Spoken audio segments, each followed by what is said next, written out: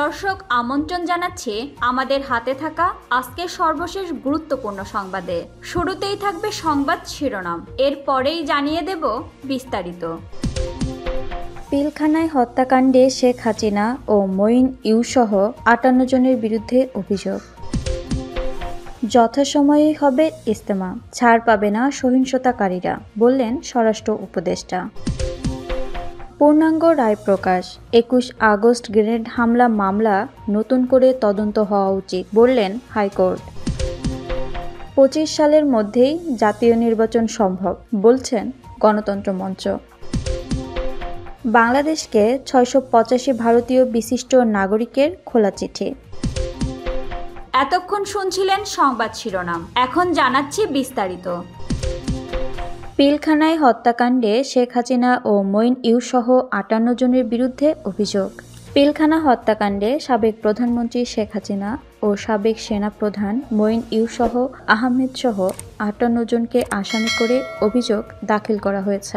আজ বৃহস্পতিবার দুপুর ২টার পর আন্তর্জাতিক অপরাধ ট্রাইব্যুনালের চিফ প্রসিকিউটরের কাছে পিলখানা গণহত্যায় শহীদ সেনা অফিসারদের ক্ষতিগ্রস্ত পরিবারের সদস্যরা এই অভিযোগ জমা দেন। এ সময় তৎকালীন বিডিআরের ডিজি মেজর জেনারেল শাকিল আহমেদের ছেলে ব্যারিস্টার রাকিন আহমেদ, শহীদ কর্নেল মুজিবুল হকের স্ত্রী ফেরদৌসী, কর্নেল কুদরত এলাহির ছেলে সাকিব রহমান সহ ১৫-২০ জন শহীদ পরিবারের সদস্য উপস্থিত ছিলেন। এর আগে রাজধানীর পিলখানায় বিডিআর হত্যাকাণ্ডের রহস্য উন্মোচনে আগামী ৫ কর্মদিবসের মধ্যে একটি তদন্ত কমিটি গঠন করা হবে বলে জানান স্বরাষ্ট্র উপদেষ্টা জাহাঙ্গীর আলম চৌধুরী। তিনি বলেন, এই কমিটিতে থাকবেন অবসরপ্রাপ্ত বিচারক, অবসরপ্রাপ্ত সরকারি কর্মকর্তা, সশস্ত্র বিভাগ ও পুলিশের অবসরপ্রাপ্ত কর্মকর্তা। ২০০৯ সালের ২৫ ও ২৬ ফেব্রুয়ারি ঢাকার পিলখানায় সীমান্তরক্ষী বাহিনীর সদর দপ্তরে বিদ্রোহের ঘটনায় ৫৭ সেনা কর্মকর্তা সহ ৭৪ জন নিহত হন। দেশের গণ্ডি পেরিয়ে আন্তর্জাতিক অঙ্গনে আলোড়ন তোলে ওই ঘটনা। সেই বিদ্রোহের পর সীমান্ত রক্ষা বাহিনী বিডিআরের নাম বদলে যায়, পরিবর্তন আসে পোশাকেও। এ বাহিনীর নাম এখন বর্ডার গার্ড বাংলাদেশ বা বিজিবি। যথাসময়েই হবে ইজতেমা, ছাড় পাবে না সহিংসতাকারীরা, বললেন স্বরাষ্ট্র উপদেষ্টা। যথাসময়ে বিশ্ব ইজতেমা অনুষ্ঠিত হবে বলে জানিয়েছেন স্বরাষ্ট্র উপদেষ্টা লেফটেন্যান্ট জেনারেল অবসরপ্রাপ্ত জাহাঙ্গীর আলম চৌধুরী। আজ বৃহস্পতিবার দুপুরে মুন্সিগঞ্জে আইনশৃঙ্খলা ও সার্বিক পরিস্থিতি নিয়ে কর্মকর্তাদের সঙ্গে মতবিনিময় শেষে সাংবাদিকদের একথা বলেন তিনি। উপদেষ্টা বলেন, ইজতেমা নিয়ে সহিংসতার বিষয়ে তদন্ত চলছে। সাদ এবং জুবাইয়ের দুই পক্ষই আমাদের সঙ্গে প্রেস ব্রিফিংয়ে ছিল। অপরাধীদের শাস্তির আওতায় আসতেই হবে, তাদের কোনো ছাড় দেয়া হবে না, কঠোর হস্তে তাদের দমন করা হবে। যে কোনো পরিস্থিতি ও নির্বাচনের জন্য পুলিশ প্রস্তুত, জানিয়ে স্বরাষ্ট্র উপদেষ্টা বলেন, ১৮৫ জনের মতো পুলিশ সদস্য কাজে যোগ দেয়নি, এ সংখ্যা নগণ্য। বাকি পুলিশ সদস্যরা কার্যকরী অবস্থায় রয়েছে। এছাড়া অন্যান্য সশস্ত্র বাহিনী রয়েছে, র্যাব, বিজিবি রয়েছে। নির্বাচন সহ যে কোনো অবস্থা মোকাবিলা করতে কোনো অসুবিধা হবে না। সবাই অন্যদের জন্য মুন্সিগঞ্জ জেলা প্রশাসক ফাতেমাতুল জান্নাত, পুলিশ সুপার শামচুল আলম সরকার সহ জেলা ও পুলিশ প্রশাসনের কর্মকর্তারা উপস্থিত ছিলেন।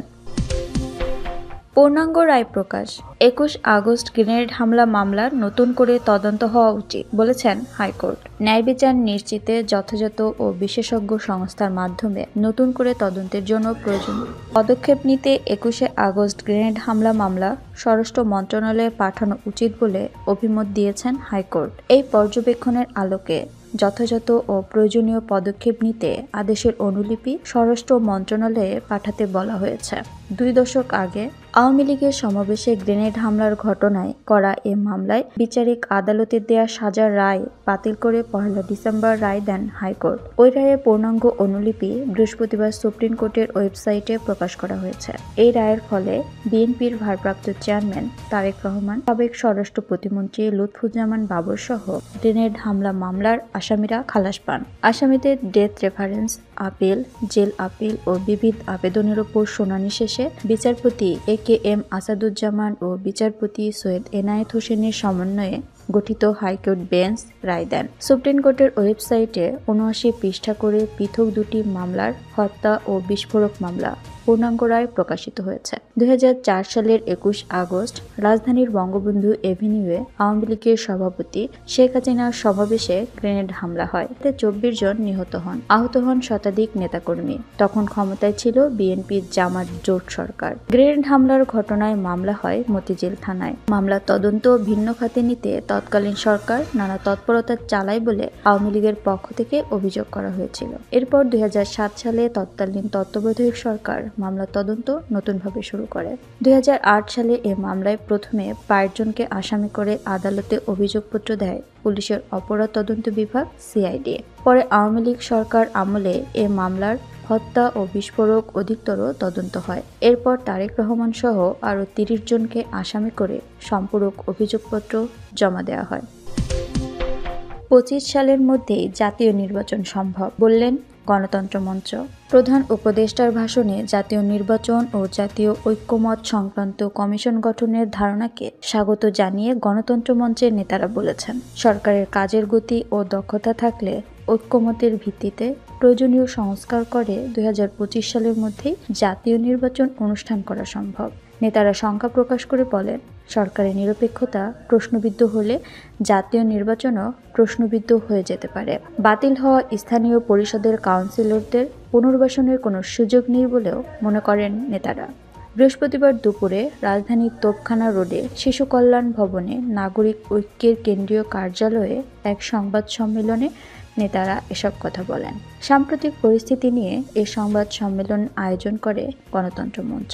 এতে দেশবিরোধী অতৎপরতার প্রতিবাদে ও নিত্য প্রয়োজনীয় পণ্যের দাম কমানোর দাবিতে আগামী 24 ডিসেম্বর বিক্ষোভ সমাবেশ কর্মসূচির ঘোষণা দেওয়া হয়। ওই দিন বেলা 11টায় পুরাতন পল্টন মোড়ে বিক্ষোভ সমাবেশ অনুষ্ঠিত হবে। বুধবার উচ্চ আদালতের সংবিধানের ৫ম সংশোধনীর কয়েকটি ধারা বাতিল সংক্রান্ত রায়কে স্বাগত জানিয়ে নেতারা বলেন, এ রায়ের মধ্য দিয়ে সংবিধানে জাতীয় নির্বাচনকালীন নির্দলীয় তত্ত্বাবধায়ক সরকার প্রতিষ্ঠার পথ প্রশস্ত হল। নেতৃবৃন্দ আইন শৃঙ্খলা পরিস্থিতির উন্নত না হওয়ার উদ্বেগ ও ক্ষোভ প্রকাশ করে বলেন, বাস্তবে প্রশাসনে স্থবিরতা চলছে। এক শ্রেণীর আমলারা ব্যক্তিগত এজেন্ডা ও প্রতিহিংসা চরিতার্থ করতেই ব্যস্ত রয়েছে। নেতৃবৃন্দ আরও বলেন, অন্তর্বর্তী সরকারকে ব্যর্থ ও অকার্যকরী করে তুলতে বহু আয়োজন চলছে, যার সঙ্গে যুক্ত রয়েছে অতীত ফ্যাসিবাদী শক্তি ও নানা অশুভ চক্র। এসব বিবেচনায় রেখেই সরকারকে প্রজ্ঞা ও দূরদর্শিতার সঙ্গে দেশের গণতান্ত্রিক উত্তরণের সুনির্দিষ্ট পদক্ষেপ নির্ধারণ করতে হবে। বাংলাদেশকে 685 ভারতীয় বিশিষ্ট নাগরিকের খোলা চিঠি। শান্তি ও বন্ধুত্বকে অগ্রাধিকার দেওয়ার আহ্বান জানিয়ে বাংলাদেশের জনগণের উদ্দেশ্যে খোলা চিঠি দিয়েছেন 685 জন ভারতীয় বিশিষ্ট নাগরিক। এদের মধ্যে দেশটির সাবেক বিচারক, আমলা এবং বেশ কয়েকজন রাষ্ট্রদূত রয়েছেন। বৃহস্পতিবার এ খবর দিয়েছে অনলাইন দ্য ইন্ডিয়ান এক্সপ্রেস। চিঠিতে গত 5 দশকের বেশি সময় ধরে ঢাকা দিল্লি সম্পর্কের বিষয়টি গুরুত্বের সঙ্গে বিবেচনা করে দুই দেশের বন্ধুত্ব বজায় রাখার উপর জোর দিয়েছেন তারা। ইন্ডিয়ান এক্সপ্রেসের প্রতিবেদনে বলা হয়, চিঠিতে স্বাক্ষরকারীদের মধ্যে রয়েছেন ভারতের সাবেক প্রধান নির্বাচন কমিশনার SY কুরাইশি। চিঠিতে বাংলাদেশের সংখ্যালঘুদের ওপর কথিত হামলা ও তাদের ব্যবসা প্রতিষ্ঠান ধ্বংস না করার আহ্বান জানানো হয়েছে। বিশিষ্টজনরা ভারত ও বাংলাদেশের মধ্যে ঘনিষ্ঠ ও বিশ্বাসযোগ্য দ্বিপাক্ষিক সম্পর্ক রক্ষা করার প্রয়োজনীয়তার উপর জোর দিয়েছেন, কেননা এই দ্বিপাক্ষিক সম্পর্ক উভয় দেশের দীর্ঘমেয়াদী স্বার্থ রক্ষা করবে বলে মনে করেন তারা। চিঠিতে হিন্দু, বৌদ্ধ, খ্রিস্টান, শিয়া এবং আহমদিয়া সহ সব সংখ্যালঘু সম্প্রদায়ের নিরাপত্তা নিশ্চিতের উপর জোর দেওয়া হয়েছে। এছাড়া সেখানে ভারত ও বাংলাদেশের স্থল ও সমুদ্র সীমার মধ্যে গুরুত্বপূর্ণ দ্বিপাক্ষিক বিষয়গুলোর সমাধান এবং বিদ্যুৎ, যোগাযোগ ও অবকাঠামোগত সহযোগিতামূলক প্রচেষ্টার প্রশংসা করা হয়েছে। চিঠিতে উল্লেখ করা হয়, সহজ শর্তে অনুদান এবং ঋণের মাধ্যমে বাংলাদেশকে তার সমর্থনে অবিচল রয়েছে ভারত। ঘনিষ্ঠ সহযোগিতামূলক এবং বিশ্বাসযোগ্য দ্বিপাক্ষিক সম্পর্ক উভয় দেশের জনগণের জন্যই দীর্ঘমেয়াদী স্বার্থ রক্ষা করবে বলে মনে করেন ভারতীয় বিশিষ্ট নাগরিকেরা। এছাড়া তারা বাংলাদেশের জনগণকে ভারত বিরোধী প্রচারণা দ্বারা প্রভাবিত না হওয়ার আহ্বান জানিয়েছেন।